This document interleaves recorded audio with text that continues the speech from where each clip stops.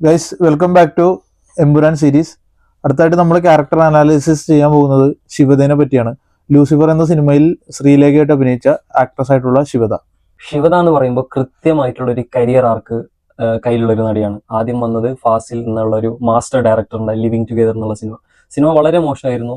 അതുമല്ലാതെ അതിൽ അഭിനയിച്ച ആൾക്കാർക്ക് എല്ലാവർക്കും അതിന്റെ പഴി കേൾക്കേണ്ടി വന്നു. അതിലൊരാളായിരുന്നു ശിവത. ബാക്കി ഹേമന്ത് മേനോൻ തുടങ്ങി ബാക്കി മെമ്പേഴ്സിനും അതിന്റെ ഒരു പഴി കേൾക്കേണ്ടി വന്നു. അതിനുശേഷം തുടർച്ചയായ ഒരു 2 വർഷത്തിന് ശേഷമാണ് തമിഴിൽ നെടുഞ്ചലൈ എന്ന് പറഞ്ഞൊരു ക്രിട്ടിക്കലിയും പോപ്പുലറായ നല്ലൊരു സിനിമ വന്നത്. അതിലെ പ്രകടനം എന്ന് പറയുന്നത് വല്ലാതെ ശ്രദ്ധ നേടിക്കൊടുത്തു ശിവതയ്ക്ക്. അതിനുശേഷമായിരുന്നു ഒരു നല്ല രീതിയിൽ പിന്നെ രാമന്റെ ഏതും തോട്ടത്തിൽ അനു സിതാരയ്ക്ക് വേണ്ടി ഡബ് ചെയ്തു.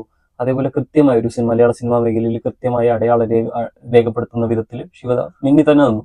അതിനുശേഷമാണ് ഷിക്കാരി ശംഭു, 12th മാൻ പോലുള്ള സിനിമകൾ, അതുപോലെ സുദീപ് ആത്മീകം, അതുപോലെ ജവാനും മുല്ലപ്പൂ എന്ന സിനിമയിൽ Kerala critics award best actress. Shivada എന്ന് പറയുമ്പോൾ ശ്രീലേഖ എന്ന് പറയുന്ന ക്യാരക്ടർ ലൂസിഫറിൽ, അതായത് ഇന്ദ്രയത്തിന്റെ വൈഫായിട്ടാണ് അഭിനയിച്ചിരിക്കുന്നത്. ടുവേർഡ്സ് ദ ക്ലൈമാക്സ് എൻഡിലാണ് നമുക്ക് ശിവതനെ അതിൽ കാണാൻ കഴിഞ്ഞിരിക്കുന്നത്. അപ്പോൾ അവർ തമ്മിലൊരു ഫാമിലി ഇഷ്യൂസ് കാരണം ഇന്ദ്രയത്തിനെ വിട്ട് പോകുന്നതായിട്ടാണ് ആ ഫിലിമിൽ കാണിക്കുന്നത്. അപ്പോൾ മോസ്റ്റ്ലി തുടക്കത്തിൽ തന്നെ, പടത്തിന്റെ തുടക്കത്തിൽ തന്നെ ഇന്ദ്രയത്തിൽ ലാലേട്ടന്റെ എബ്രഹാം ഖുറേഷി എന്ന് പറയുന്ന ക്യാരക്ടറിനെ ഡിസ്ക്രൈബ് ചെയ്യുന്നുണ്ട്. അപ്പോൾ അതിൻ്റെതായിട്ടുള്ള ഒരു റിസർച്ചും കാര്യങ്ങളുടെയൊക്കെ ഭാഗമായിട്ട് അവർക്കിടയിൽ എന്തെങ്കിലും ഫാമിലി ഇഷ്യൂസ് ഒക്കെ ആയിരിക്കും ഇതിൽ പ്ലേ ചെയ്യുന്നുണ്ടാവും നമുക്ക് വിചാരിക്കാം. അപ്പോൾ എമ്പുരാനിലും തീർച്ചയായിട്ടും ശിവത ഉണ്ടെന്നുള്ളത് നമുക്ക് ക്യാരക്ടർ പോസ്റ്റിൽ നിന്ന് വ്യക്തമായിട്ടുണ്ട്. അപ്പോൾ അവരുടെ പാസ്റ്റും ഹിസ്റ്ററിയും കാര്യങ്ങളൊക്കെ ആയിരിക്കും നമുക്ക് ശിവതയുടെ ഈ ഒരു എമ്പുരാൻ എന്ന് പറയുന്ന ഫിലിമിൽ കാണാൻ പറ്റുന്നത്. പിന്നെ ശിവത എന്ന് പറയുമ്പോൾ നമുക്ക് എൻ്റെ മൈൻഡിലൊക്കെ ആദ്യം ഓടി വരുന്നത് സൂസുവിലെ നല്ലൊരു ക്യാരക്ടർ തന്നെയായിരുന്നു. ആ ഒരു സ്പീച്ച് തെറാപ്പിസ്റ്റ് ആയിട്ട് വന്നിട്ട് ഉള്ള നല്ലൊരു ക്യാരക്ടർ തന്നെയായിരുന്നു. അതുപോലെ തന്നെ പിന്നെ 12th മാൻ, ലാലേട്ടൻ്റെ കൂടെ തന്നെ 12th മാനിൽ അഭിനയിച്ചിട്ടുണ്ട്. അതുപോലെ തന്നെ ആളെന്നെ ഒരു ഇന്റർവ്യൂവിൽ പറഞ്ഞിട്ടുണ്ട്, ആളുടെ ഒരു ഗുരുവായിട്ടുള്ള ആളെ ഫിലിമിലോട്ട് കൊണ്ടുവന്ന ഫാസിൽ സാറിനോടെ എമ്പുരാനിലെ ഒരു സ്ക്രീൻ സ്പേസ് ഷെയർ ചെയ്യാൻ കഴിഞ്ഞത് ആൾ നല്ലൊരു ഇതാണെന്ന് ആള് ഭാഗ്യമായിട്ട് ആള് പ്രസന്റ് ചെയ്തിട്ടുണ്ട്. എന്തായാലും ഒരു ലാലേട്ടൻ്റെ ഹിസ്റ്ററി അല്ലെങ്കിൽ അവരുടെ ഹിസ്റ്ററിയിൽ ഫാസിൽ സാറും അതിനൊരു ഭാഗമായിട്ടുണ്ടാവും. അപ്പോൾ കൂടുതലും നമുക്ക് സ്റ്റീഫന്റെ ഒരു ഹിസ്റ്ററി ആയിരിക്കും, ശിവതയും കൂടി അതിലൊരു പാർട്ടാണെന്നുള്ളത് നമുക്ക് ഈ ഫിലിമിൽ കണ്ടറിയാൻ സാധിക്കും. കൃത്യമായും കാമ്പുള്ള ഉള്ളുള്ള നല്ല രീതിയിൽ ഡെപ്ത് ഉള്ള ക്യാരക്ടേഴ്സ് തിരഞ്ഞെടുത്ത് ചെയ്യാൻ തുടങ്ങി ശിവത. അപ്പോൾ ഉടനെയൊന്നും ഞാൻ തിരിച്ചു പോകാനില്ല, ഞാൻ വെറുതെ വന്നതല്ല മലയാള സിനിമയിലേക്ക് എന്നുള്ള കൃത്യമായ ഒരു മെസ്സേജ് തന്നെ ശിവത കൊടുത്തു.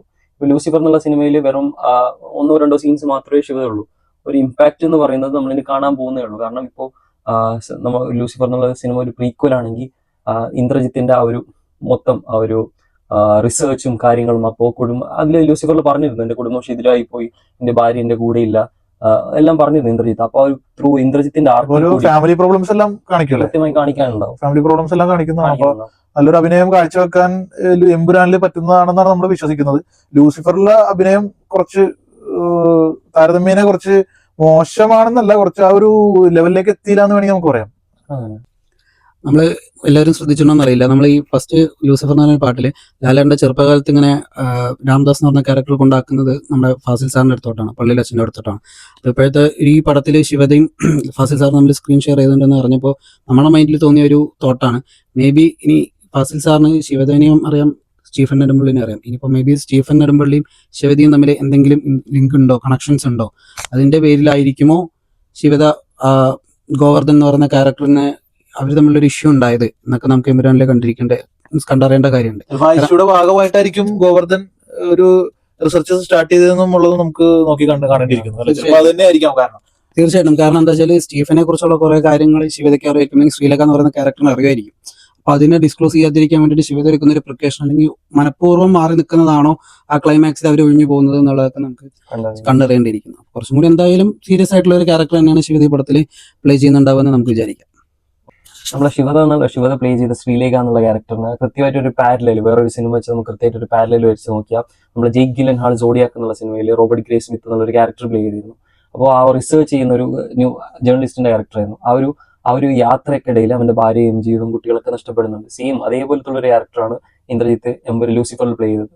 അപ്പൊ അതിന്റെ ഒരു എക്സ്റ്റൻഷൻ എന്നുള്ള രീതിയിൽ എമ്പുരാനിൽ ഇതേപോലെ ഇന്ദ്രജിത്ത് റിസർച്ച് ചെയ്യുന്നതിന്റെ ഇടയിൽ കുടുംബത്തിന് കൃത്യമായിട്ട് സമയം കൊടുക്കാനാവാതെ, കൃത്യമായിട്ട് സ്നേഹം കൊടുക്കാനാവാതെ ശിഥിലമാക്കപ്പെടുന്ന ആ ഒരു പോയിന്റ് എങ്ങനെയാണ് അവനെ വിട്ടുപോയത്, ഭാര്യ വിട്ടുപോകാനുള്ള കാരണം എന്തെന്നൊക്കെ ശിവത വിട്ടുപോകാനുള്ള കാരണമൊക്കെ കൃത്യമായി കാണിച്ചു തരുന്നു എന്നുള്ളതായിരിക്കും നമ്മുടെ അസംഷൻ.